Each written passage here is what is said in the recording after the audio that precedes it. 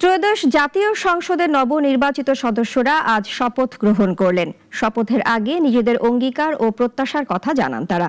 এদিকে অনুষ্ঠান ঘিরে আমন্ত্রিত বিশিষ্টজনদের উপস্থিতিতে জাতীয় রাজনীতিতে তৈরি হয়েছে নতুন প্রত্যাশার আবহ। বিস্তারিত জানাচ্ছেন মুনিয়া জুথি। সংসদ নির্বাচনে বিজয়ী প্রার্থীরা আজ শপথ গ্রহণের মাধ্যমে আনুষ্ঠানিকভাবে দায়িত্ব নিলেন। শপথের আগে দেওয়া প্রতিক্রিয়ায় তারা এই বিজয় জনগণের প্রতি উৎসর্গ করেন। অনেকেই বলেন এই বিজয় তারা উৎসর্গ করছেন প্রয়াত সাবেক প্রধানমন্ত্রী বেগম খালেদা জিয়ার প্রতি। ভোটারদের আস্থা ও প্রত্যাশাকে সামনে রেখে দায়িত্ব পালনের অঙ্গীকার করেন নবনির্বাচিত সংসদ সদস্যরা।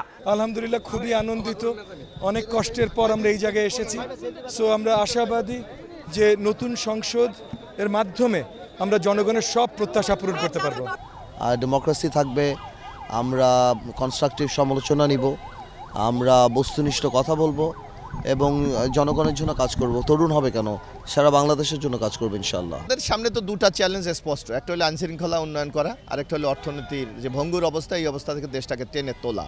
বিএনপি তো অলরেডি 2/3 মেজরিটি আছে, তো বিএনপি কে জনগণ ম্যান্ডেট দিছে যেন যা সংস্কার দরকার সেটা করে জনগণের জীবনের মান উন্নয়ন করে। নির্বাচনটা অত্যন্ত সুষ্ঠু হয়েছে। নির্বাচনটা জনগণের আকাঙ্ক্ষা প্রতিফলিত হয়েছে। জনগণ অনেক দিন পর্যন্ত ভোট দিতে পারেন, ভোট দিয়েছেন এবং উৎসব মুখর পরিবেশে নির্বাচন হয়েছে। সেই নির্বাচনের প্রেক্ষিতে গঠিত সংসদ অবশ্যই জন আকাঙ্ক্ষার প্রতিফলন ঘটবে। আমার মনে হয় এখন তো এইবার সংসদ আরও ভাইব্রেন্ট হবে। হ্যাঁ, শক্তিশালী বিরোধী দল আছে, সবাই মিলে আলোচনার মাধ্যমে আমরা যে কোনো সিদ্ধান্ত নেব। প্রার্থীরা জানান নির্বাচনী ইশতেহারের অঙ্গীকার অনুযায়ী কাজ করাই হবে তাদের মূল লক্ষ্য। বিশেষ করে তরুণদের কর্মসংস্থান সৃষ্টি, দক্ষতা উন্নয়ন এবং নতুন সুযোগ তৈরির বিষয়টিকে তারা সর্বোচ্চ অগ্রাধিকার দেওয়ার কথা বলেন। জনগণের সংসদ, নির্বাচিত সংসদ, অনেকদিন পর কর্মসংস্থান পরিকল্পিতভাবে মানুষের কর্মসংস্থানের কোনো সুযোগ ছিল না এবং মানুষ ঘরে ঘরে লেখাপড়া শিখে এখন বেকার বসে আছে। এই মানুষের কর্মসংস্থান সৃষ্টি করাই আমার মূল লক্ষ্য।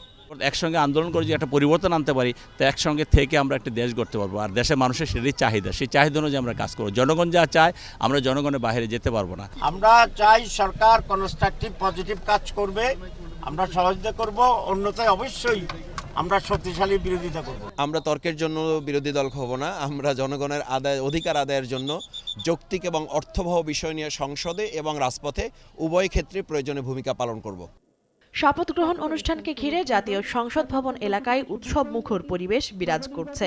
বিজয়ী প্রার্থীদের পাশাপাশি আমন্ত্রিত বিশিষ্টজন, রাজনৈতিক নেতা, কূটনীতিক ও বিভিন্ন শ্রেণী পেশার প্রতিনিধির উপস্থিতিতে অনুষ্ঠানটি বিশেষ তাৎপর্য পাচ্ছে।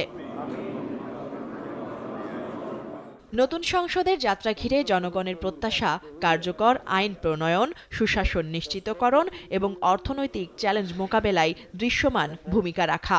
শপথের মধ্য দিয়ে শুরু হওয়া এই নতুন অধ্যায় দেশের গণতান্ত্রিক অগ্রযাত্রায় কতটা ইতিবাচক পরিবর্তন আনে সেদিকে এখন সবার দৃষ্টি। মুনিয়া জুথি, নাগরিক, ঢাকা।